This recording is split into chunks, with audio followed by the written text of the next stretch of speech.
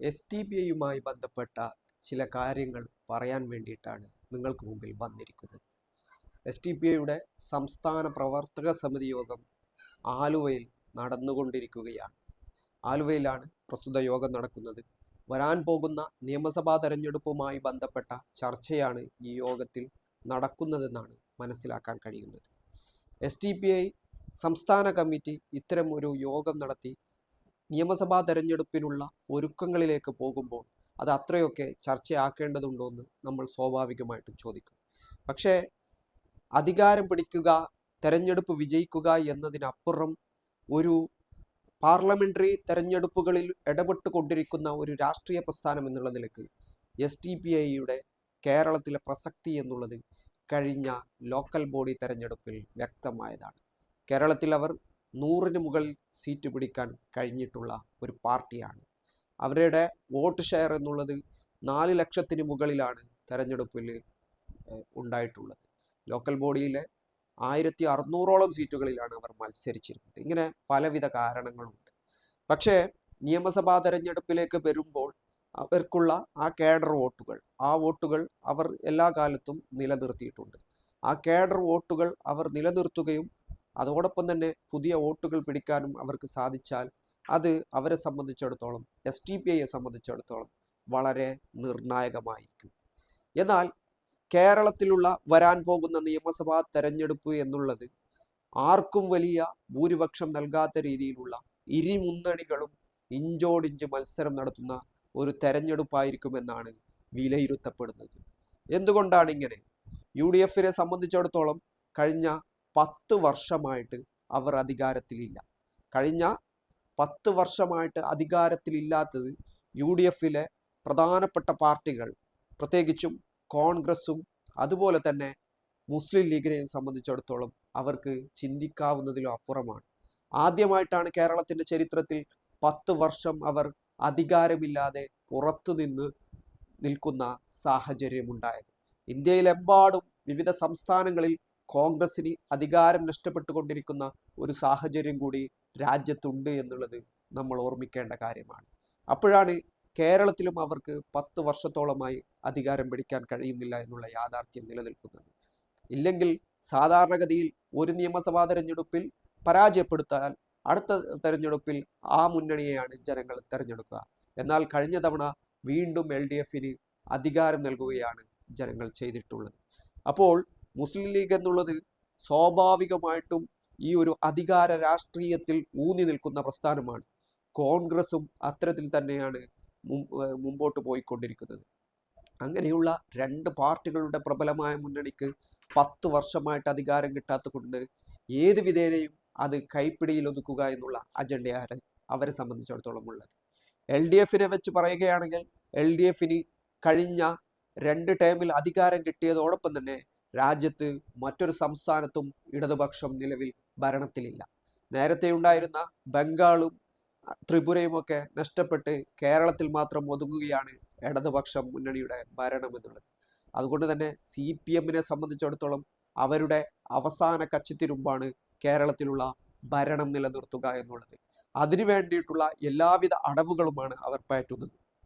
ഇങ്ങനെ 2 പ്രബലമായ മുന്നണികളും ഇഞ്ചോടിഞ്ച് മത്സരമായിരിക്കും നിയമസഭാ തെരഞ്ഞെടുപ്പിൽ വരിക എന്നതാണ് മനസ്സിലാക്കാൻ കഴിയുന്നത്. ഒരു തരത്തിൽ UDF തരംഗമുണ്ടാകുമെന്ന് അവർ അവകാശപ്പെടുന്നു, LDFന് സീറ്റ് കിട്ടുമെന്ന് അവരും അവകാശപ്പെടുന്നു. പഞ്ചായത്ത് തെരഞ്ഞെടുപ്പിൽ LDFന് വലിയ തിരിച്ചടി ആയിട്ടുണ്ട് എന്നുള്ളത് ഒരു യാഥാർത്ഥ്യമാണ്. പക്ഷേ നിയമസഭാ തെരഞ്ഞെടുപ്പിലേക്ക് വരുമ്പോൾ അതങ്ങനെ തന്നെ നിലനിൽക്കുമോ, അല്ലെങ്കിൽ ആ ട്രെൻഡിനെ മറികടക്കാൻ LDFന് കഴിയുമോ എന്നുള്ളതൊക്കെ കാണേണ്ട കാര്യമാണ്. എന്നാൽ പുറത്തു വരുന്ന മറ്റു ചില വാർത്തകൾ പ്രകാരം ഇഞ്ചോടിഞ്ച് മത്സരം നടക്കാൻ തന്നെയാണ് സാധ്യത. ഈ മത്സരം വരുമ്പോഴാണ് STPIയെ പോലെയുള്ള രാഷ്ട്രീയ പ്രസ്ഥാനങ്ങൾക്കുള്ള പ്രസക്തി വ്യക്തമാവുന്നത്. കേരളത്തിലുള്ള 140 നിയമസഭാ സീറ്റുകളിൽ ഭരണം തീരുമാനിക്കുന്ന സീറ്റുകൾ എന്നുള്ളത് വളരെ നിർണായകമാണ്. ആ സീറ്റുകൾ വളരെ ചുരുക്കമാണ്. 40ഓ 50ഓ സീറ്റുകളാണ് ഈ ഭരണം തീരുമാനിക്കുന്ന സീറ്റുകൾ. മറ്റുള്ള സീറ്റുകൾ എന്നുള്ളത് പരമ്പരാഗതമായിട്ട് LDFന്റെ കയ്യിലുള്ളതും UDFന്റെ കയ്യിലുള്ളതും അവർക്ക് വലിയ ഭൂരിപക്ഷങ്ങൾ കൊടുക്കുന്ന മണ്ഡലങ്ങളാണ്. എന്നാൽ മണ്ഡലങ്ങൾ മാറി മാറി ജയിക്കുന്ന, മുന്നണികൾ മാറി മാറി ജയിക്കുന്ന മണ്ഡലങ്ങളാണ്, തിരിച്ചു പിടിക്കുകയും ചെയ്യുന്ന മണ്ഡലങ്ങളാണ് ഏറ്റവും നിർണായകം. ഇത്തരം 30-40 മണ്ഡലങ്ങളുണ്ടെങ്കിൽ ആ മണ്ഡലങ്ങളിലെ മത്സരമാണ് ഏറ്റവും പ്രസക്തമായത്.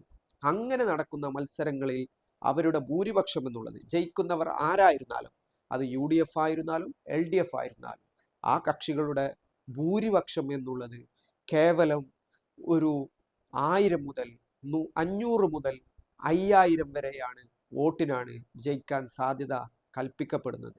അല്ലെങ്കിൽ കുറച്ച് കുറയുകയോ കൂടുകയോ ഒക്കെ ചെയ്യാം. ഏതായാലും ഇത്രയായിരിക്കും നേരിയ മാർജിനിലുള്ള വിജയങ്ങൾ. അങ്ങനെ ഉണ്ടാവുന്ന പക്ഷം അത് വളരെ നിർണായകമാണ്. കാരണം അത്തരം മണ്ഡലങ്ങളിൽ SDPIയെ സംബന്ധിച്ചിടത്തോളം അവർക്ക് പിടിക്കാൻ പറ്റുന്ന വോട്ടുകൾ അവരുടെ കയ്യിലുള്ള വോട്ടുകൾ. ഈ വോട്ടുകൾ അവർ എത്ര പിടിക്കുമെന്നോ അല്ലെങ്കിൽ അവർ ആർക്കെങ്കിലും പിന്തുണ കൊടുത്താൽ അവർക്കത് കിട്ടുമോ എന്നുള്ള ഒരു കാര്യമാണ് നിലനിൽക്കുന്നത്.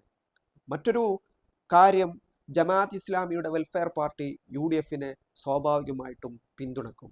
എങ്കിലും SDPI ഇതുവരെയും അവരുടെ നയനിലപാടുകൾ സ്വീകരിച്ചിട്ടില്ല. ആരെയും പിന്തുണക്കില്ലെന്നും സ്വതന്ത്രമായി മത്സരിക്കുമെന്നാണ് അവർ പറഞ്ഞിട്ടുള്ളത്. എങ്കിൽ ഈ മത്സരിക്കുന്ന മണ്ഡലങ്ങളിൽ പരമാവധി വോട്ടുകൾ പിടിക്കുക എന്നുള്ള ലക്ഷ്യം അവരെ സംബന്ധിച്ചിടത്തോളം ഉണ്ടാകും. ഈ കേരളത്തിലുള്ള 140 നിയമസഭാ മണ്ഡലങ്ങളിൽ പരമാവധി സീറ്റിലും മത്സരിക്കുമെന്ന് അവർ പ്രഖ്യാപിച്ചു കഴിഞ്ഞ സ്ഥിതിക്ക്, മഞ്ചേശ്വരവും നേമവും അതിൽ ഉൾപ്പെടുന്നു എന്നുള്ള സ്ഥിതിക്ക് മറ്റു ചില കാര്യങ്ങൾ കൂടി ഇവിടെ സംഭവിക്കാനിടയുണ്ട്. അതായത് ഈ 500 വോട്ട് മുതൽ SDPI പിടിക്കുന്ന 5000 വരെയുള്ള അല്ലെങ്കിൽ 6000 എത്രയാണ് അവർ പിടിക്കുന്നത്, ആ വോട്ടുകൾ ഓരോ മണ്ഡലത്തിലും നിർണായകമായിരിക്കും. ഇങ്ങനെ നിർണായകമായേക്കാവുന്ന വോട്ടുകൾ തങ്ങൾക്ക് അനുകൂലമാക്കി മാറ്റാനുള്ള ശ്രമങ്ങൾ ഇരുമുന്നണികളുടെയും ഭാഗത്തു നിന്നുണ്ടാകും. പക്ഷേ കഴിഞ്ഞ ലോക്കൽ ബോഡി തെരഞ്ഞെടുപ്പിന് ശേഷം SDPIയെ സംബന്ധിച്ചിടത്തോളം ഒരു മുന്നണിയോടും സഹകരിക്കേണ്ടതില്ല എന്നുള്ള നയസമീപനം ഉണ്ടായിരിക്കുകയാണ്. കേരളത്തിലെ ലോക്കൽ ബോഡി തെരഞ്ഞെടുപ്പിൽ വിവിധയിടങ്ങളിൽ SDPIയെ തോൽപ്പിക്കാൻ മാത്രമായിട്ട് ഇത്തരം മുക്കൂട്ട് മുന്നണികൾ ഉണ്ടായി.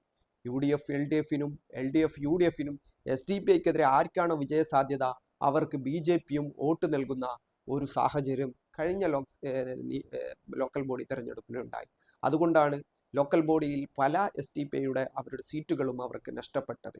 ഇങ്ങനെ ശക്തമായിട്ടുള്ള ഒരു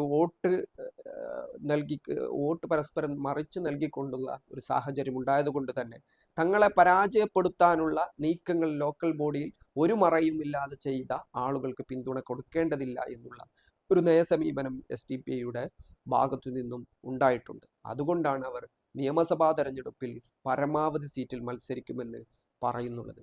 എങ്കിലും UDFO LDFO അവരുമായിട്ട് ചർച്ച നടത്തുമോ, എന്തെങ്കിലും അനുകൂലമായ സാഹചര്യങ്ങൾ ഒരുക്കുമോ എന്ന് അറിഞ്ഞുകൂടാ. നിലവിൽ LDFന് SDPIയുമായി ബന്ധമുണ്ടെന്നാണ് UDF ആരോപിക്കുന്നത്.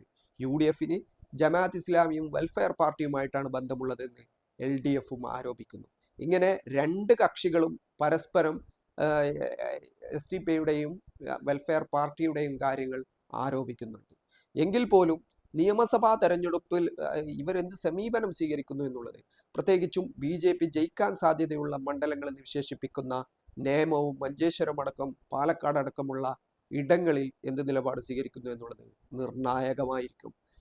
ഇരുമുന്നണികളെ സംബന്ധിച്ചിടത്തോളം നാരോ മാർജിനിൽ തെരഞ്ഞെടുപ്പിലെ റിസൾട്ടുകൾ തീരുമാനിക്കുന്ന മണ്ഡലങ്ങളിലെ വോട്ടുകൾ എന്നുള്ളത്, അവിടെ SDPI 1000-ഓ 2000-ഓ 3000-ഓ 5000-ഓ വോട്ട് പിടിച്ചാൽ അത് ഏത് മുന്നണിയിലേക്കാണ് ആ വോട്ട് പോവേണ്ടത് അവർക്ക് കിട്ടാത്ത അവസ്ഥയുണ്ടാകും. അത് ജയപരാജയങ്ങളെ സ്വാധീനിക്കും. ജയപരാജയങ്ങളെ അത് സ്വാധീനിച്ചാൽ സ്വാഭാവികമായിട്ടും ഭരണമാറ്റത്തെ അടക്കം അത് കേരളത്തിൽ സ്വാധീനിക്കും. അത്തരത്തിലാണ് ഇപ്പോഴുള്ള ഈ ഒരു നയങ്ങൾ പ്രകാരം പോകുന്നുള്ളത്.